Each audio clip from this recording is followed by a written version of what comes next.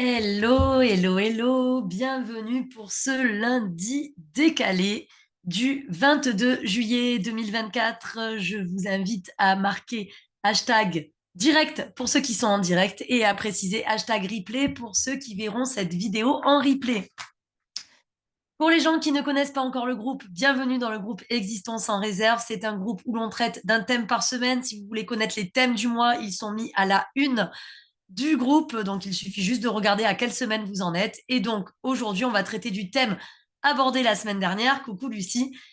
Coucou Aurélie, c'était le thème sur j'ai subi des traumatismes qui ont changé mes filtres et du coup maintenant je suppose mal des gens. Donc on va parler de ça. Déjà, qui ça concerne ce thème? Marquez-moi, moi, où je suis concernée dans le chat pour ceux à qui ça parle, c'est-à-dire que vous avez, c'est un petit peu, ça rejoint un petit peu l'expression chat échaudé craint l'eau froide. Coucou Patrick, chat échaudé craint l'eau froide, ça veut dire que ben, c'est bon, là j'ai eu un traumatisme, bam, première couche d'oignon, deuxième couche d'oignon, barrière, etc. En gros, je maintenant me méfie des gens. Bonjour Martine, je me méfie des gens et du coup, ben, parfois je suppose mal des gens et je passe à côté de certaines opportunités, de nouvelles rencontres ou de nouvelles relations à cause de ça parce que j'ai érigé des barrières assez épaisses pour me protéger. Donc si si certaines personnes se reconnaissent dans ce mode de fonctionnement, je vous invite à écrire moi en commentaire. Lucie, tu te reconnais? Coucou Arlette, coucou Maude, Clémence, Detsuke, j'espère que j'ai bien prononcé, Yaya. Bref, bonjour à tous ceux qui se connectent. Je vais faire une petite parenthèse avant de commencer ce live et je pense que c'est intéressant, la parenthèse que je vais faire. Je tiens à préciser mon travail parce que je pense qu'il y a beaucoup de personnes qui confondent coach et psy ou psychothérapeute. Moi, je suis coach. Je ne suis pas psychothérapeute, je ne prétends pas l'être. Je ne suis pas psychologue, psychiatre, etc. Je ne prétends pas l'être. Et puis, de toute façon, je ne le suis pas parce que c'est pas une voie qui m'intéresse. Sinon, j'aurais fait des études pour l'être. Je suis infirmière. C'est déjà bien. Beaucoup de gens confondent coach et psy. Beaucoup de gens vont prendre un coach parce ils ont peur qu'aller voir le psy, ça veut dire qu'on est fou, machin. Ça n'a rien à voir. C'est un peu comme si tu me disais, j'hésite entre aller, excusez-moi la métaphore que je vais faire, c'est un peu comme si tu me disais, j'hésite entre aller chez le coiffeur et chez l'esthéticienne. C'est pas les mêmes poils, d'accord? Donc, ça traite pas du même endroit, ok? Le psy, le psychologue, le psychiatre est là pour les pathologies psychiatriques, d'accord? Ça veut pas dire que c'est incompatible avec un accompagnement avec un coach, mais l'un ne remplace pas l'autre. D'accord? Donc, le psychiatre, c'est pour les pathologies. C'est pour des gens qui ont besoin de médicaments, qui ont besoin de voir un médecin, un spécialiste. Le psychologue, c'est pour un accompagnement psychologique. C'est-à-dire quand vous n'arrivez pas à vous sortir de certains modes de fonctionnement psycho qui sont ancrés, on ne parle pas d'action, on parle d'accompagnement psychologique. Le psychologue va vous servir d'exutoire, il va vous servir à comprendre, il va vous servir à vous aider à avancer dans votre cheminement psychologique. D'accord? Le coach, c'est quand vous êtes prêt à passer à l'action. OK, maintenant que je sais que mes problèmes, ils viennent de X, Y, patin, couffin, etc., j'ai besoin d'un coach pour passer à l'action. Le psychiatre et le psychologue ne vous feront pas passer à l'action. C'est pas leur métier. C'est comme aller demander à un coiffeur de vous faire le maillot. C'est pas son métier. D'accord? Donc, c'est ça que je vous dis. Euh, le coach, lui, c'est merci Maud de le préciser, Maud travaille avec moi. Le coach ne traite pas de la souffrance aiguë. Là, il n'y a pas d'urgence dans le coaching. Il y a une urgence dans le moment de prendre action, dans le sens où ça y est, c'est maintenant, j'ai le déclic et j'y vais, je me sens prêt, mais il n'y a pas d'urgence. Donc, je dis ça parce que récemment, j'ai eu un client qui, en fait, m'a écrit en disant oui, vous m'écrivez pas tous les jours et moi, je suis en appel au secours, etc. Je l'ai remboursé et je l'ai orienté vers un psychiatre parce qu'il avait besoin d'un psychiatre. Et pour vous dire, ne confondez pas les accompagnements. Ne me dites pas, à la place de choisir le coaching, j'ai choisi un psychologue. Ça m'est arrivé aussi. C'est pas du tout la même chose. C'est comme si vous me dites, à la place de choisir un infirmier, je choisis un chirurgien. J'ai pris du thé au lieu de prendre du café. Ça n'a pas du tout la même fonction. Donc ça, c'était vraiment important pour moi de vous le préciser. Le coach égale action. On est proactif, on y va. Et c'est pour ça qu'on a des résultats rapides et concrets en coaching. C'est parce qu'on est prêt à être bousculé gentiment pour pouvoir poser des actions et avoir des avancées concrètes. Parenthèse fermée. Allons-y. On va parler des traumatismes et des chocs émotionnels qui nous ont un petit peu échaudés et qui fait que maintenant, nous supposons mal des autres.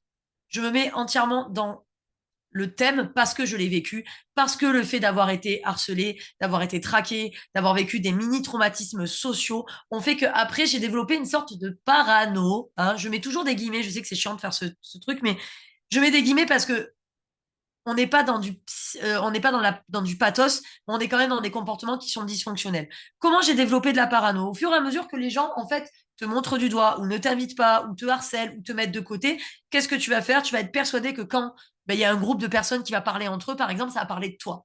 Et du coup, tu vas encore plus te mettre en retrait.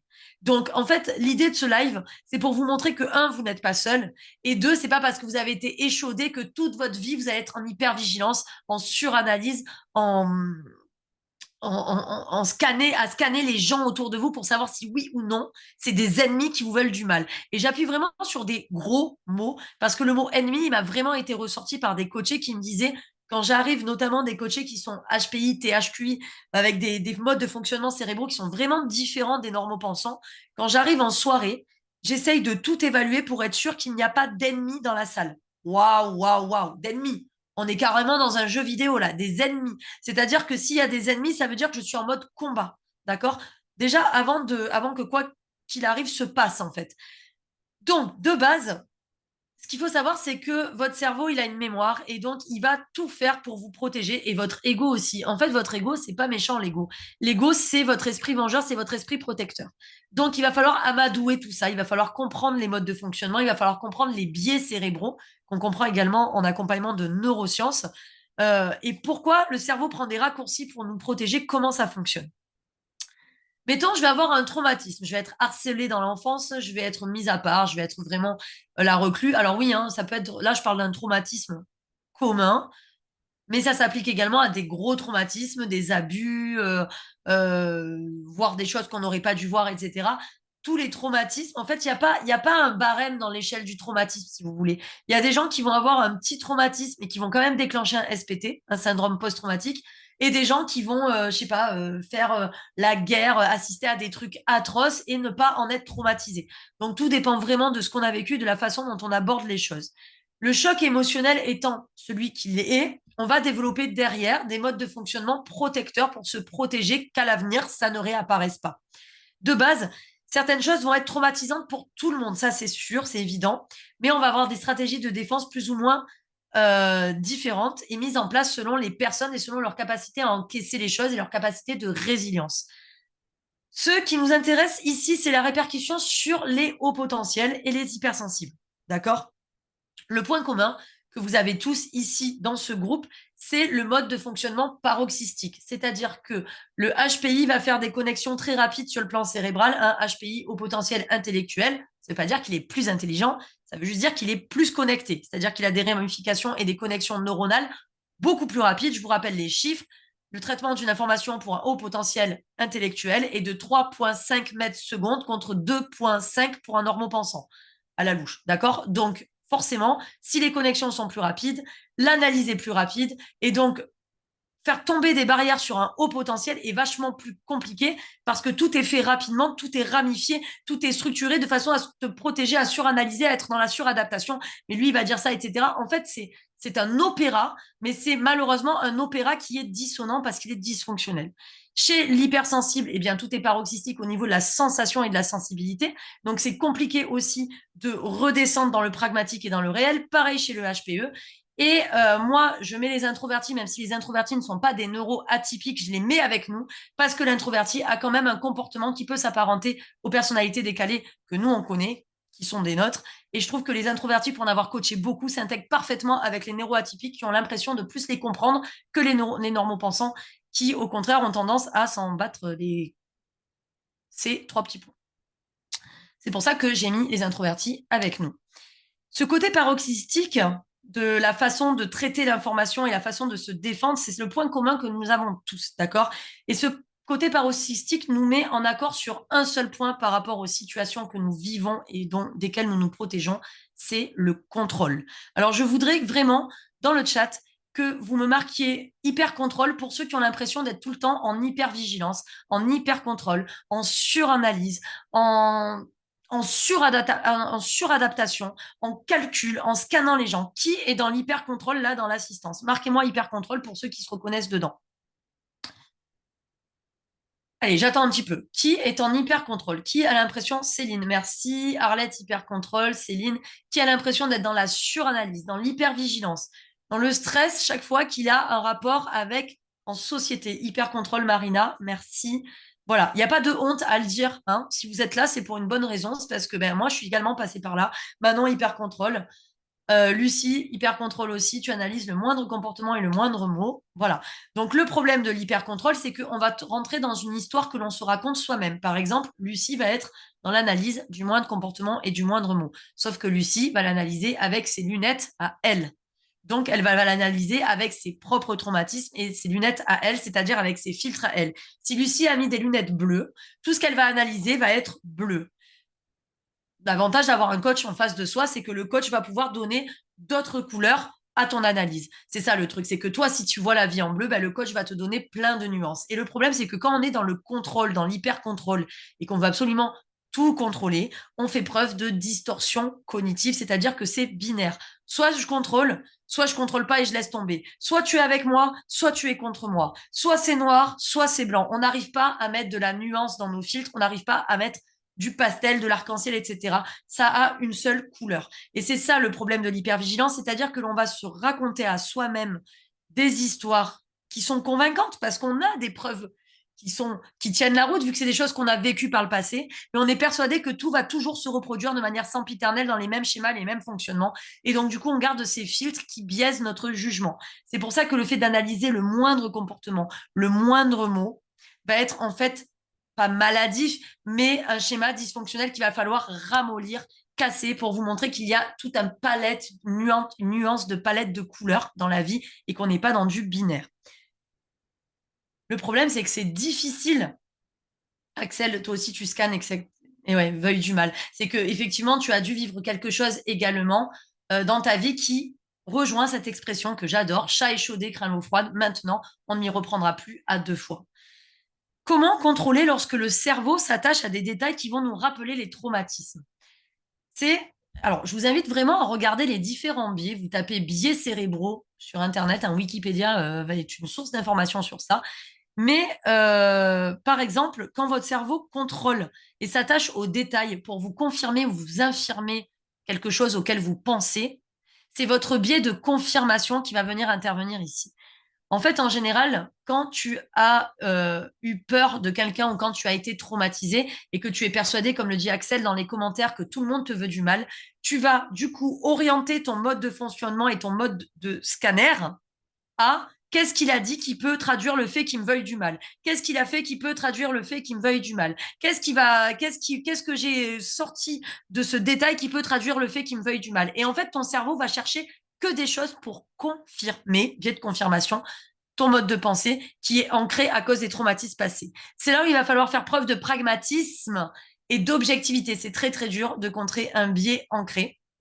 Donc, c'est là où le coach peut intervenir et vous aider à sortir de cet hyper-contrôle et à vous mettre en mode méta. Le mode méta, ça veut dire que je vais sortir de l'émotionnel et je vais regarder les choses avec de la hauteur pour éviter d'être dans l'émotion et dans la surréaction, mais d'être plutôt dans une réaction objective, réfléchie, et non pas dans un doute maladif ou dans des choses qui peuvent être vraiment disproportionnées par rapport à la réalité et qui, du coup, ben, c'est une épine dans le pied parce que ça peut faire passer à côté de plein d'opportunités, des opportunités de relations, des opportunités de même professionnelles, des opportunités d'avancement, d'évolution, etc.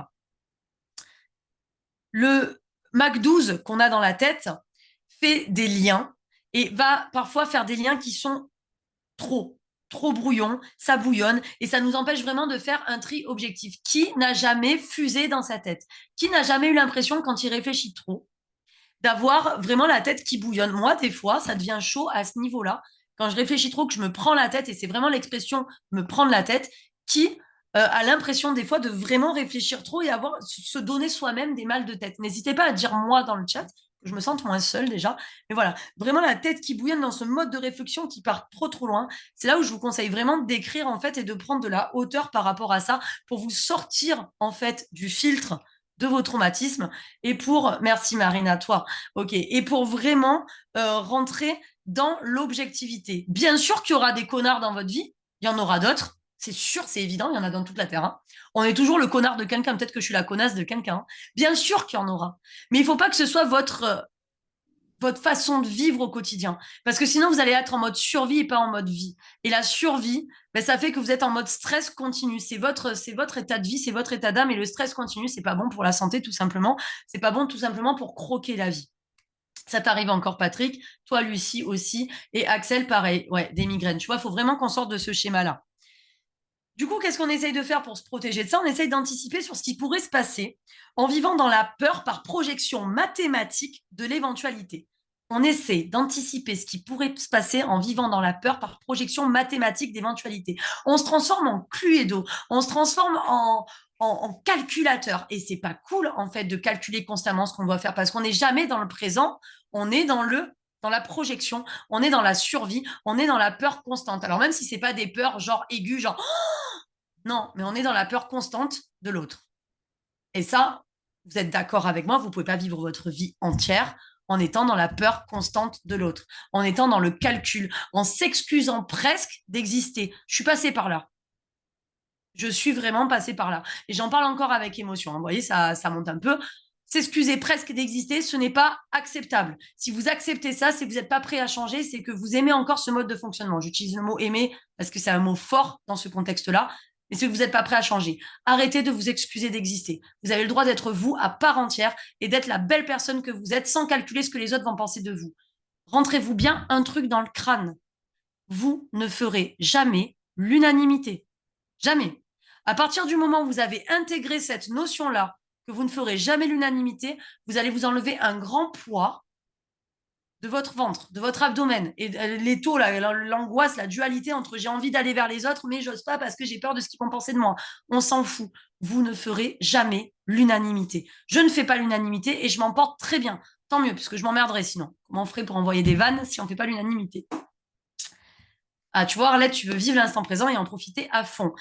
C'est un travail de tous les jours d'arriver à s'honorer. Donc, apprenez à vous honorer et sortez-vous de cette angoisse, de cette dualité qui vous habite. Ben, Marina, écoute, je suis contente, en tout cas, même si c'est pas forcément agréable d'avoir des frissons, mais effectivement, moi, je suis passée par là. Et quand j'ai eu ce déclic, putain, Delphine, mais dans tous les cas, tu peux sauver un quart d'hémophiles. Là, il y a toujours un connard qui va venir te critiquer alors que tu as sauvé 12 personnes. Quand j'ai eu le déclic de ça, que tu ne feras pas l'unanimité, il y a un poids qui est parti. Il y a un poids qui s'est envolé de moi, tu sais, genre, lâche prise, Delphine. Tu feras pas l'unanimité, ça sert à rien d'hyper contrôler. Tu ne peux pas contrôler ce que les gens vont penser de toi, vont dire de toi. Donc arrête de supposer bien ou mal des gens. Vis juste l'instant présent. La plus belle unanimité, c'est d'être avec soi-même. Merci, Céline. Dis-moi, je vais te prendre comme assistante, Céline, pour me rajouter des choses.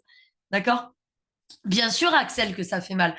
Mais une fois que tu le sais et que tu l'as accepté, le travail qui suit derrière, c'est le travail d'acceptation. Une fois que tu le sais, pardon, et que tu t'en es rendu compte, le travail qui suit derrière, c'est le travail d'acceptation. Et ça, c'est ce qu'on peut faire ensemble. Il y a une chose déjà, c'est connaître la notion. Une fois qu'on connaît la notion que je ne ferai pas l'unanimité, la chose à faire derrière, c'est de travailler pour l'accepter. D'accord? C'est vraiment deux points différents. Mais on ne peut pas travailler sur une chose dont on n'a pas conscience. Il y a des gens encore aujourd'hui que j'en appelle qui me disent je veux faire l'unanimité, moi tout le monde doit m'aimer. Non, non, non, tu te fourvoies, pas tout le monde ne t'aimera. Pas tout le monde ne t'aimera. Si tu décides que tout le monde t'aime, c'est là où tu vas te couper du monde. Parce que comme tu sais, au fond de toi, que pas tout le monde ne t'aimera, tu vas essayer de communiquer avec un minimum de monde qui, eux, va t'aimer. Et dès que une personne va te faire une réflexion, tu vas le prendre comme la trahison ultime, le sentiment d'injustice, l'impression d'être abandonné de tout le monde, etc. Il y a une différence entre savoir et pratiquer. Tu le sais, nous, ce qu'on va apprendre si tu suis un coaching, c'est la pratique de ça. C'est l'acceptation de ça. C'est ça qui est important.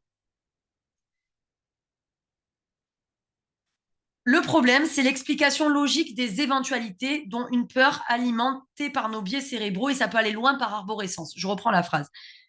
Le problème est l'explication logique des éventualités. Et donc, l'explication logique des éventualités, déjà rien que cette phrase-là, ça n'existe pas en fait, c'est un oxymore. C'est deux notions qui sont contradictoires. L'explication logique des éventualités, c'est pas possible. Tu ne peux pas expliquer logiquement un truc qui pourrait se produire parce qu'il ne s'est pas encore produit. Il y a toujours une part infime, un pourcentage que ça n'arrive pas. Donc, le problème est l'explication logique des éventualités et donc une peur alimentée par nos biais cérébraux. Ça, c'est ce que je vous ai expliqué par le passé. les biais cérébraux, le biais de négativité, le biais de conformisme, le biais de confirmation, etc. C'est plein de biais qui vont alimenter des peurs différentes. D'accord? Je vous invite là, je ne peux pas vous faire un cours sur les biais cérébraux parce qu'on en aurait pour 1 heure et demie. Peut-être que je ferai une masterclass sur les biais parce que je pense que ça pourrait vous apporter beaucoup. Mais en tout cas, regardez sur Internet, il y a plein de choses de tutos YouTube sur les biais cérébraux et ça peut vraiment vous aider à avancer. Le secret pour avancer et éviter cette arborescence qui va vous faire plus partir dans le mental que dans la réalité des choses, c'est de poser des actions mesurées, réfléchies, objectives, petites, sur lesquelles on peut s'engager. D'accord? Et donc, ça se structure pour pas avoir le vertige, pour pas avoir peur et du coup rester dans son coin et ne pas être proactif, le fait de poser des actions mesurées, réfléchies, objectives, à plat, sur lesquelles on peut s'engager, ça se structure, ça s'organise avec l'aide. Tout seul, c'est compliqué, je vous avoue. Pourquoi? Parce que tout seul, tu as toujours tes lunettes rouges avec ton filtre rouge. C'est mieux de se faire accompagner d'un coach. Et c'est exactement ce que je fais moi dans mes accompagnements. Dans le programme Décor, on structure et on utilise la méthode des petits pas pour sortir de ces schémas dysfonctionnels qui nous laissent finalement dans un état latent et qui nous font gâcher notre potentiel. Donc, si vous voulez en savoir plus sur juste mon mode d'accompagnement, c'est vraiment en savoir plus, ça ne vous engage à rien. Vous mettez décor en commentaire et je vous expliquerai comment on structure ça de manière vraiment aisée au final et fun et comment on arrive à s'en sortir de ces schémas dysfonctionnels. Tapez décor en commentaire et je viendrai discuter avec vous sur Messenger pour juste vous orienter au mieux et vous aider à structurer votre mode de fonctionnement. Je vous laisse sur ça. Je vous souhaite un bon appétit. Il est 12h23. Je vous dis que samedi, je me marie. Wouh! Samedi, je me marie. Donc, du coup, lundi, je serai en récupération de mariage. Il n'y aura pas de lundi décalé lundi prochain. Mais il y aura peut-être des belles photos du mariage, du coup, à la place, dès que je les aurai récupérées. En tout cas, je vous souhaite un très bon appétit et je vous dis à dans 2 semaines. Bye bye!